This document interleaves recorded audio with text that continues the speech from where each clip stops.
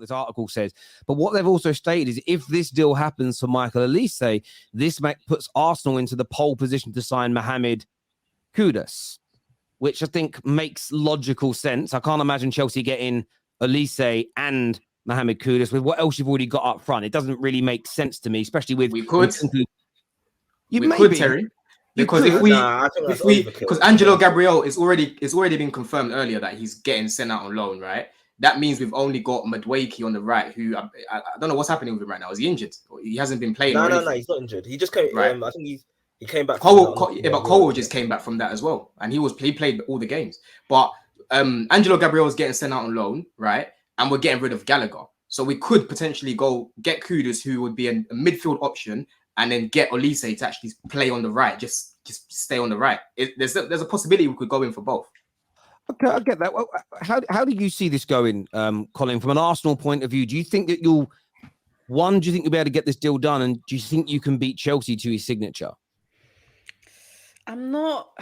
It's one of those ones that I think a lot of Arsenal fans have kind of like benchmarked in terms of adding another like forward or someone who could drop into midfield and being quite versatile, like Arteta wants. But I think it's very hard to say. I would like him to come in because I would also like someone where we can... Arteta likes someone who's really versatile. I'd also like someone to put a bit of a challenge on, not necessarily a challenge on for Saka, because I think that's a very difficult task and he's kind of his own type of player. It's very hard to bring someone in for what Saka currently gives us. But I think for Arsenal, I don't see us buying until we shift, 5 or 6 more players. So if Chelsea are in for him, and they're quicker, they might get there. It doesn't feel to me that it's something that is desperate to be done. Of course, strength and depth, I would love to have him at the club, but I don't think the club view it as a priority in that sense. I'm not sure if we're looking at anyone else as well. I do think it'd be great, especially being back in the Champions League and trying to challenge for the title and go across all 4 competitions as you do. But I'm not convinced. I think if Chelsea's quicker, they will get him, because I don't see us signing him without shifting at least 5 or 6 players, considering the amount of money we've already spent. And this, if we do buy him without selling first, the Cronkies have done well in the past couple of years, considering that we've had we've given them a lot of stick, and rightly so. Then I would have to hold my hands up and be like, okay, right, they really are just going for it. But I don't quite see it just yet. I can see him at Arsenal, but I think a lot of dominoes would have to fall into place first, and I'm just not sure they're going to break Doesn't our that way. align with you terminating Pepe's contract? That report that came today, this morning. If that happens... Because the 2 reports are together. You're terminating Pepe's contract and you're getting Mohamed Kudus, who I believe is the right but then winger. it kind of goes back into the argument of, do we need to sell first before we buy, or can we just buy and then worry about sales later? I mean, that would make sense with Pepe going, but Pepe also didn't really feature at all. We didn't feature for us last season as well. So it's kind of me thinking, how much versatility are we willing to risk, and how much backup would we like there for Saka going into the next season? Like, how much of it is a priority, because Pepe wasn't even here for us last year. That would be my ideal, terminate Pepe and get him in.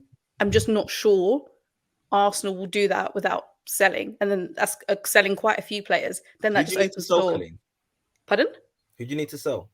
I mean, we're not keeping both Nketiah and Balogun. That's just not happening.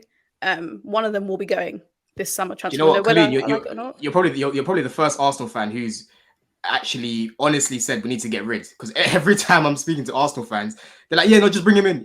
Just bring him in, and they're not looking at the amount of players that you've got right now. Yeah, we've got a very big squad, and there's players, even players like on the periphery, if you like. You got the likes of Cedric, Rob Polden, those that don't really take up a big transfer fee coming in, but it's the wages. It's the wages that we're looking at. We've got 5 or 6 players that need to go because of their wages. We know they're not going to bring in a big fee. But if Balogun goes, for example, Arsenal are looking at, and this is where Arsenal fans as well need to change their perspective on things and kind of get back into the real world, because we can't satisfy Jesus, Nketiah and Balogun. And you have to say, well done, we did well to nurture this player, but we don't fancy him for our squad. We've had him for a few years since he was a teen. We sell him off for 40 million or something like that. That's kind of what you use academies for. You kind of hope that you'll get the odd 2 or 3 that will break through and then really represent you. But essentially what you do is you want to make really good players, because they can't all play for you. It's just impossible. Nice. So you want to have a good sell-on fee and be like, thank you so much.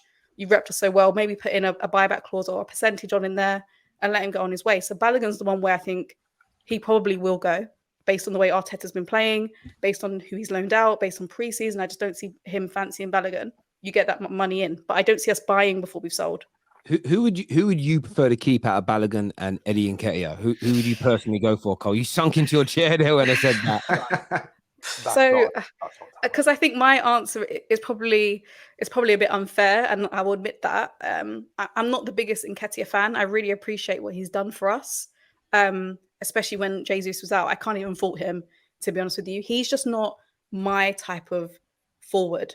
He's just not what I prefer to have at the club. I do like Balogun, but my only worry is two worries, really. We need to see him in the Prem, because the last time he did play for us, he hasn't been great, but he had a great loan spell back over in France. But I'm also worried where his the positives in his game is being able to, run past the defense, and how much space he gets in Liga that he got, and where he got a lot of his goals. You don't really get that in the Prem. So I kind of need to see, this is where I was looking to see more of him in pre-season, to be like, okay, could he fit inside this Arsenal squad? I probably would be tempted to keep Balogun, purely because I'm just not a fan of Nketiah's style personally. However, as Arsenal, I think Arsenal keep Nketiah, sell Balogun, because I think Arteta likes what Nketiah can do and thinks he can nurture him. And he's also just signed a new contract not too long ago. I just don't see us selling him. So I would keep Balogun, but I think Arsenal would keep Nketiah. But you guys also just gave, what's his name, Reece Nelson, who plays on the right side, new contract. Yeah. And now we just talked about Kudus, who's a right winger. We could talk about Nketiah leaving or Balogun leaving, but that doesn't really open up a position for Kudus anyways, even if you sell them. Well, Yes, it opens up wages. The way Arteta I wants to play, thought Reece Nelson is a left winger. Well, More see, play I think he both. plays Play both, both. but I think he plays on the right. But Arteta likes to have when we start a game, you'll see one person in one position. But what we've really seen over last season and this transfer window is he wants someone that can play across anywhere. But unless you're the two centre backs to the goalkeeper, you should be expected to be able to come into different positions and play anywhere if someone's injured or anything like that. So I'm not too worried on that sense, because Arteta doesn't really. He wants someone who can move across. Like we've seen Trossard in pre-season start playing in midfield. We've got Kai, who a lot of people are having us for a left 8 or an 8 or playing on the left. But Arteta's also said, well, if Jesus is at us, we will stick him up front. If the reason came to it. So we would love to see that. I don't want to see that. I don't think that's where his strengths lie. I mean, that's not where his strengths lie to me. But the point being is, it's someone versatile. Stop it. We got three Chelsea fans in here. What did you make of his performance against Man United? Great question, Tel. Great question. Because Mainu like just kept him so quiet. I think everyone's going a bit. Honestly, I think everyone's going overboard. To be honest with you, I think it's his second game for the club. I'm not sure we've even established who's our starting kind of like midfield, or how we're going to have the balance of playing in certain games. I feel like we've kind of been experimenting.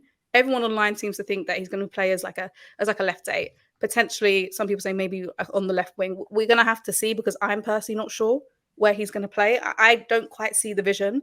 He has to start. He just has to start. I mean, for that money, I want him to start, and I want him to have an instant impact. But I think, considering he's just come in and the amount of change that's going for our midfield, if he was to be an 8, I'm not going to bash him over 2 games when those connections haven't even been made. I'm not even sure the whole Arteta even knows exactly or has executed those connections within the team. And he even said that in his post-match. So I'm not worried. I'm giving him more grace than maybe other people are. He's still very young. He's He's come off the back of an unfortunate season with Chelsea, but it's not even disrespectful to Chelsea. But even you guys can say, I don't think anyone played great for you last year, but there was so much going on. That doesn't mean people in your squad are bad players. There was a reason why Tuchel wanted him. I've got faith in him. I've got a bit of faith in him. I'm just not sure where he fits in.